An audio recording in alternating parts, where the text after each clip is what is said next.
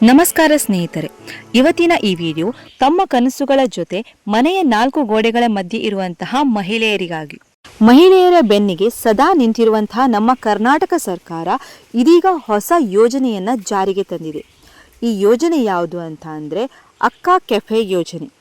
ಈ ಯೋಜನೆಯ ಮೂಲಕ ಬಂಡವಾಳದ ಕೊರತೆಯನ್ನು ನೀಗಿಸಿ ಮಹಿಳೆಯರನ್ನ ಉದ್ಯಮಿಗಳನ್ನಾಗಿ ಮಾಡುವ ಬೃಹತ್ ಯೋಜನೆಯನ್ನ ಜಾರಿಗೆ ತರಲಾಗಿದೆ. ಇದು ಕೇವಲ ಕೆಫೆ ಅಲ್ಲ, ಸಾವಿರಾರು ಮಹಿಳೆಯರ ಬದುಕಿಗೆ ಆಸರೆಯಾಗುವಂತಹ ಅಕ್ಷಯ ಪಾತ್ರೆ. ತಾವು ಕೂಡ ಸಮಾಜದಲ್ಲಿ ಆರ್ಥಿಕವಾಗಿ ಗುರುತಿಸಿಕೊಳ್ಳಬೇಕು ಎನ್ನುವ ಹಂಬಲದ ಜೊತೆಗೆ ಅದೆಷ್ಟೋ ಮಹಿಳೆಯರು ಬರೀ ಸಂಸಾರವೆಂಬ ಸಾಗರದಲ್ಲಿ ಜೀವಿಸ್ತಾ ಇರ್ತಾರೆ. ಅಂಥವರ ಬದುಕಿಗೆ ಈ ಯೋಜನೆ ನಿಜಕ್ಕೂ ಅಕ್ಷಯ ಪಾತ್ರೆನೇ. ಹೇಗೆ ಅಂದರೆ, ಅಕ್ಕಾ ಕೆಫೆ ಸಬ್ಸಿಡಿ ಯೋಜನೆಯ ಮೂಲಕ ಕೆಫೆಯನ್ನು ಪ್ರಾರಂಭಿಸೋದಕ್ಕೆ 15 ಲಕ್ಷ ರೂಪಾಯಿ ಆರ್ಥಿಕ ನೆರವನ್ನು ನಮ್ಮ ಸರ್ಕಾರ ನೀಡ್ತಾ ಇದೆ. ಸುಮಾರು 2,500 ಕೆಫೆಗಳನ್ನು ಪ್ರಾರಂಭಿಸುವ ಗುರಿಯನ್ನು ಹೊಂದಿರುವಂತಹ ಸರ್ಕಾರ ಇದಕ್ಕಾಗಿ ಅಂತಾನೆ 25 ಕೋಟಿ ರೂಪಾಯಿ ಅನುದಾನವನ್ನು ಮೀಸಲಿಟ್ಟಿದೆ. ಬೆಂಗಳೂರು, ಮೈಸೂರು ಸೇರಿದಂತೆ ರಾಜ್ಯದ ಪ್ರಮುಖ ನಗರಗಳಲ್ಲಿ ಈಗಾಗಲೇ ಈ ಕೆಫೆಗಳನ್ನು ಪ್ರಾರಂಭ ಮಾಡಲಾಗಿದೆ. ಹೋಟೆಲ್ ಉದ್ಯಮದಲ್ಲಿ ಅನುಭವ ಇಲ್ಲದೆ ಇರುವಂತಹ ಮಹಿಳೆಯರು ಕೂಡ ಈ ಯೋಜನೆಯ ಲಾಭವನ್ನು ಪಡ್ಕೊಳ್ಬಹುದು. ಹೇಗೆ ಅಂತ ಅಂದರೆ, ಈ ಯೋಜನೆ ಕೇವಲ ಹಣಕಾಸಿನ ನೆರವನ್ನಷ್ಟೇ ನೀಡ್ತಾ ಇಲ್ಲ, ಜೊತೆಗೆ ಕಾಫಿ ಬೋರ್ಡ್ ವತಿಯಿಂದ ಉಚಿತವಾದಂತಹ ತರಬೇತಿಯನ್ನು ಸಹ ನೀಡ್ತಾ ಇದೆ. ರುಚಿಕರವಾದಂತಹ ಫಿಲ್ಟರ್ ಕಾಫಿಯನ್ನು ತಯಾರಿಸುವುದು ಹೇಗೆ, ಗ್ರಾಹಕರನ್ನು ಹೇಗೆ ಸೆಳೆಯುವುದು ಮತ್ತು ವ್ಯವಹಾರವನ್ನು ಲಾಭದಾಯಕವಾಗಿ ಹೇಗೆ ನಿರ್ವಹಿಸಬಹುದು ಎಂಬುದರ ಬಗ್ಗೆ ತಜ್ಞರಿಂದ ಮಾರ್ಗದರ್ಶನವನ್ನು ನೀಡಲಾಗ್ತಾ ಇದೆ. 15 ಲಕ್ಷ ರೂಪಾಯಿ ಆರ್ಥಿಕ ನೆರವನ್ನು ಪಡ್ಕೊಳ್ಳೋದಕ್ಕೆ ಅರ್ಜಿಯನ್ನು ಹೇಗೆ ಸಲ್ಲಿಸಬೇಕು ಅಂತ ನೋಡೋಣ. ಈ ಯೋಜನೆ ವೈಯಕ್ತಿಕವಾಗಿ ಒಬ್ಬರಿಗೆ ಸಿಗುವಂಥದ್ದಲ್ಲ, ಬದಲಾಗಿ ಸ್ವಸಹಾಯ ಸಂಘಗಳಂತಹ ಮಹಿಳಾ ಗುಂಪುಗಳಿಗೆ ಮಾತ್ರ ಸೀಮಿತವಾಗಿರುವಂಥದ್ದು. ಈ ಯೋಜನೆಗೆ ಅರ್ಜಿ ಸಲ್ಲಿಸುವಂತಹ ಮಹಿಳೆಯರು ಸ್ವಸಹಾಯ ಸಂಘದ ಸದಸ್ಯರಾಗಿರಬೇಕು.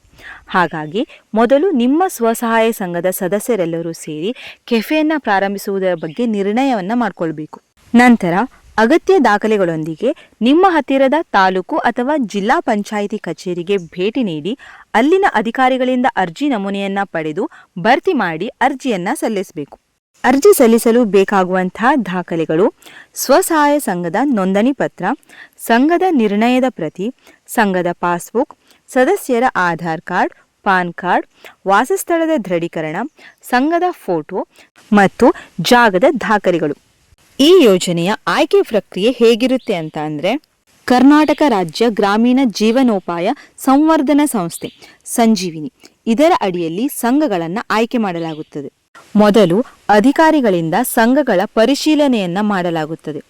ಸಂಘವು ಎ ಅಥವಾ ಬಿ ಗ್ರೇಡ್ ಅನ್ನು ಹೊಂದಿದೆಯಾ ಅಂತ ನೋಡ್ತಾರೆ. ಸಂಘ ನಿಯಮಿತವಾಗಿ ಉಳಿತಾಯ ಮತ್ತು ಸಾಲ ಮರುಪಾವತಿ ಮಾಡ್ತಾ ಇದೆಯಾ ಅಂತ ನೋಡ್ತಾರೆ. ಸದಸ್ಯರಿಗೆ ಅಡುಗೆ ಅಥವಾ ಸಣ್ಣ ಪ್ರಮಾಣದ ವ್ಯಾಪಾರ ನಡೆಸಿದ ಅನುಭವ ಇದೆಯಾ ಅಂತ ಚೆಕ್ ಮಾಡ್ತಾರೆ. ನಂತರ NRLM ಅಥವಾ ಸಂಜೀವಿನಿ ಸಂಸ್ಥೆಯ ಅಧಿಕಾರಿಗಳಿಂದ ಸ್ಥಳ ಪರಿಶೀಲನೆಯನ್ನ ಮಾಡಲಾಗುತ್ತದೆ.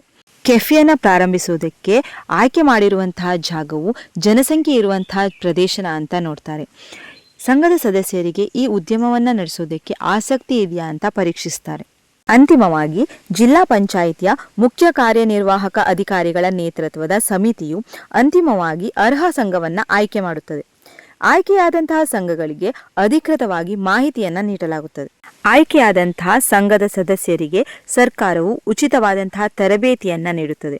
ತರಬೇತಿಯ ನಂತರ 15 ಲಕ್ಷ ಅನುದಾನದಡಿ ಒಂದು ಕೆಫೆಯನ್ನು ಸ್ಥಾಪಿಸಲು ಬೇಕಾಗುವಂತಹ ಪೀಠೋಪಕರಣಗಳು, ಅಡುಗೆ ಸಲಕರಣೆಗಳು, ಮೂಲಸೌಕರ್ಯಗಳನ್ನು ಅರ್ಹ ಮಹಿಳಾ ಗುಂಪುಗಳಿಗೆ ಒದಗಿಸಲಾಗುತ್ತದೆ. ನಂತರ ಸಂಘವು ಕೆಫೆಯ ಸಂಪೂರ್ಣ ಜವಾಬ್ದಾರಿಯನ್ನು ವಹಿಸಿಕೊಂಡು ವ್ಯಾಪಾರವನ್ನು ಪ್ರಾರಂಭಿಸಬಹುದು.